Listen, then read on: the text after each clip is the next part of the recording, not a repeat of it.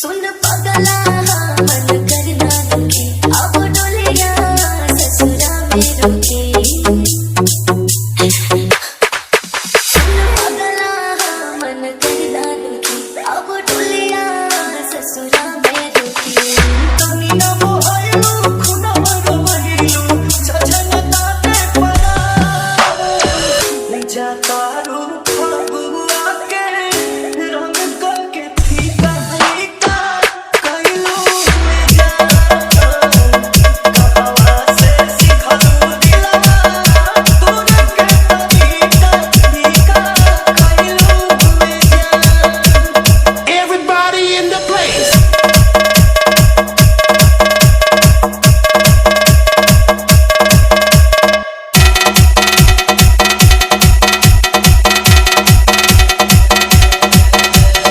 Aditya Pro, Aditya Pro, Aditya Pro, Aditya Pro.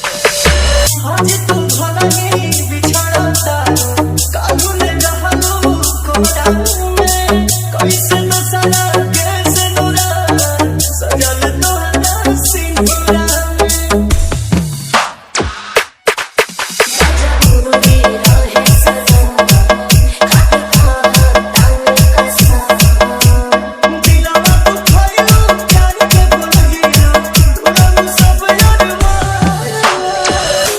जातारू फगुआ के रंग को के फीका फीका कइलू में जा कहवा से सिखलू दिलवा तोरे के तरीका फीका कइलू में जा।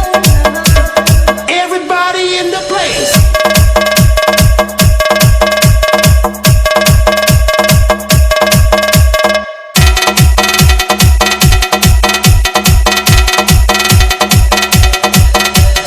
Aditya Pro, Aditya Pro, Aditya Pro, Aditya Pro.